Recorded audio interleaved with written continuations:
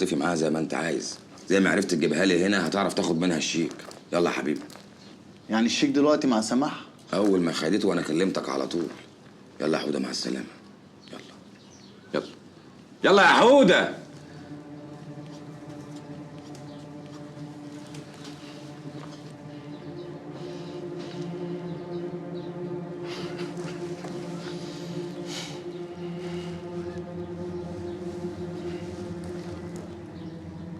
يا سماح. الدفتر وصل يا حاج؟ وصل وكتبت الشيك. والنبي يعني اجي اخده امتى؟ لا تاخديه، ما هو الواد حوده خده، انا كتبت له الشيك. نعم. كتبته لمين يا اخويا؟ انا ما اعرفلكوش بقى انتوا مخطوبين ولا متجوزين ولا حكايتكم ايه بالظبط. انا كتبت له الشيك ب 2 مليون جنيه ومالكيش دعوه بنعيمه، انا هراضيها. يلا يا حبيبتي مع السلامه. يا ابن الكلب. ماشي يا حوده ماشي. انت هتستهبلي عليا يا بت؟ انتهي وهاتي الشيك بدل ما اطلع عينك وعين اللي خلفوكي. ايوه اعملهم عليا يا يالا. ما انا خلاص عملت لك اللي انت عايزه وعاوز تخلع. سماح ما تخلينيش اتغاب عليكي، ما بقاش انا اللي مخطط ومدبر وعامل كل ده وتيجي تلقفيها على الجاهز. اطلعي بالشيك بدل ما اقطعك 100 حته دلوقتي. تقطع مين يالا؟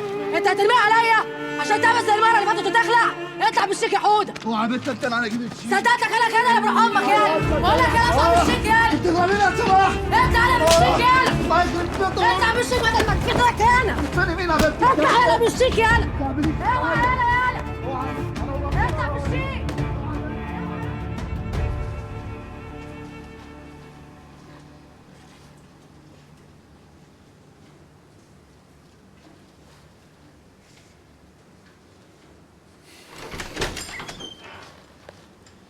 ازيك؟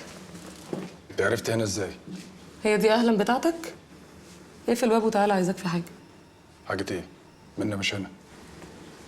طب ما انا عارفه ان منى مش هنا، انا جايه لك انت. ما تخافش، مش عايزاك في حاجه عيب ولا هعضك. اقفل الباب وتعالى.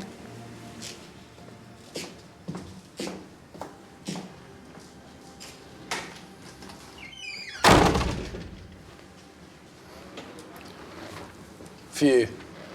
يا خوفي. بنت انتي، انا من ساعة ما شفتك وانا حاسك مش مظبوط، انجزي وقولي عايزة ايه؟ عايز اسالك سؤال رخم شويه بس تجاوبني بصراحه، اصل ده في مصلحتك مش في مصلحتي انا. هي مراتك لما جيت تدخل عليها كانت فابريكا ولا متجربه قبل كده؟ انا دراعي ما بيفرقش بين راجل وحرمة. طب اهدى بس شويه. يبقى ضحكت عليك، عملت العمليه اياها او اشترت اللي انت عارفه، انت وقعت زي الطور. اطلعي بره يا بنت انتي. طب من الاخر كده، منا زمان ايام الجامعه كانت ماشيه مع واحد زميلنا اسمه حسام وناموا مع بعض، وانت سيد العارفين عمك حسام عمل عملته وخلع وانت لبست زي الباشا.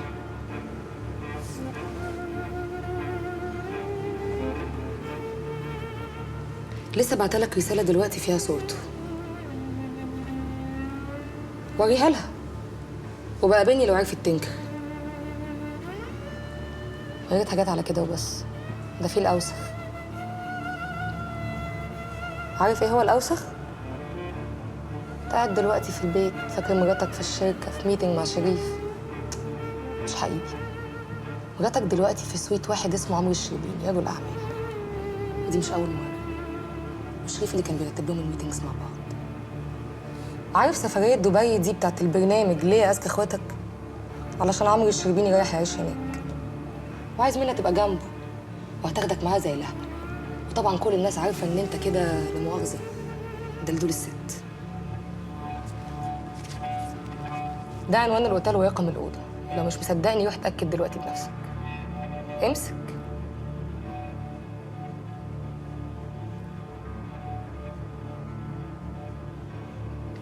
وبدل ما تعمل ذكر عليا ابقى اعمل ذكر على مراتك يا سيد الرجاله.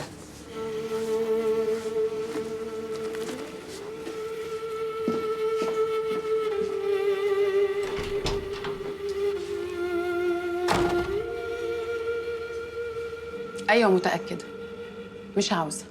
ما تقوليش حاجه وترجعي تندمي عليها. ناس كتير عملوا كده ورجعوا خبطوا دماغهم في الحيط طول عمرهم. وانا مش هبقى من الناس دي. انا جايه وعارفه انا عايزه ايه بالظبط، ومش هندم، ومش هرجع تاني. انا مش عايزه الشهره ولا عايزه النجوميه، ولا عايزه اسافر، ولا حتى عايزه البرنامج اللي انت هتعمله لي، ولا عايزه حياه الغموض اللي انت عايشتني فيها. انا مش عايزاك تتحكم فيا. انا يا سيدي مش عايزه حاجه من الدنيا غير ان انا اقعد استنى جوزي في البيت وبس. عايزه اقعد اعمل له اكل بايدي. مش عايزه احس ان انا ست زباله وانا نايمه جنبه في السرير وانا عندي حياه تانية هو ما يعرفش عنها حاجه. مش يمكن ده بانيك عشان السفر قرب؟ لا مش بانيك يا مستر عمرو. وروح شوف لك حد تاني يكون بتاعك بس مش انا. عشان انا مش بتاعت حد. انا بتاعت نفسي وبس. وبتاعت كرم.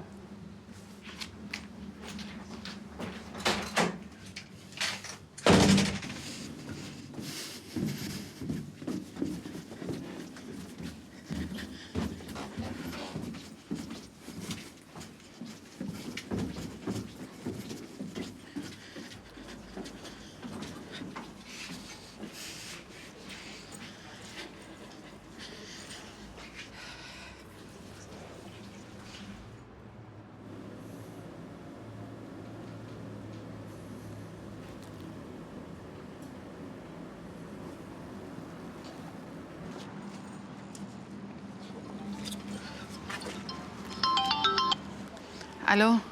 ايوه كرم. انت فين؟ انا لسه مخلصه شغل من الشركه ومروحه اهو في الطريق. انت كويسه؟ انا مبسوطه قوي. بقول لك انا خلاص مش هسافر. خلينا هنا قاعدين مع بعض، ايه رايك؟ ايه اللي حصل؟ هو انت مال صوتك؟ مفيش حاجه منه. طب خلاص انا لما اجي احكي لك على كل حاجه. انا بحبك قوي يا كرم. وانا كمان بحبك منه. طب يلا سلام.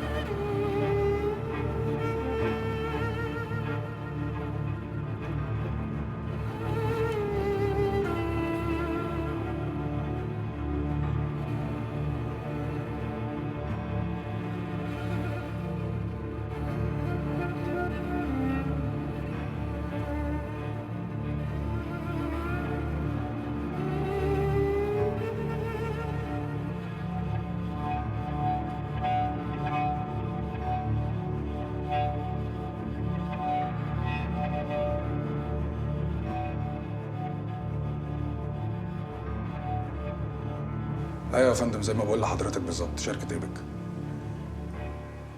اسمه شريف، والاثار دي عنده في الشركه. اه يا فندم، بيتاجر فيهم. فعل خير يا باشا.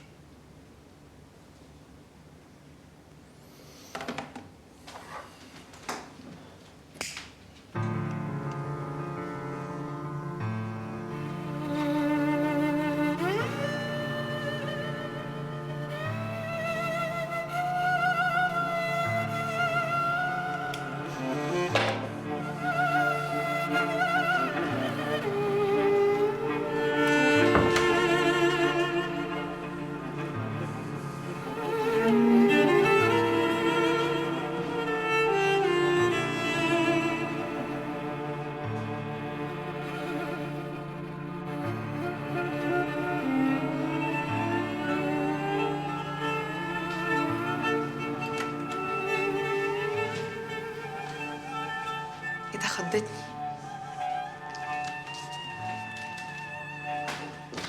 الرومانسية دي كلها يا كرم. ما انا قلت لك بحاول اعوضك في وقت قليل عن كل اللي شفتيه في حياتك. علشان كده كلمتني تشوفني هاجي امتى من الشغل؟ اتاخرت ليه؟ عامله لك مفاجأة. دي ليله المفاجآت بقى. هو انت عامل مفاجأة تاني غير الحاجات الحلوة دي؟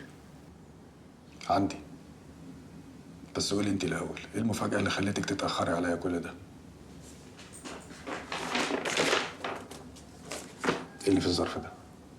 قبل ما اجي عديت على شركة العقارات اللي انا كنت حكي لك عنها. بيبنوا مرحلة جديدة حلوة قوي يا كرم. شققهم تحفة.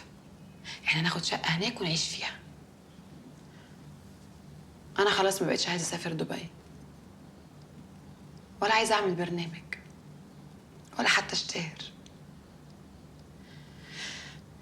خلاص هعيش معاك في الحته اللي انت تستريح فيها وبس يا كرم.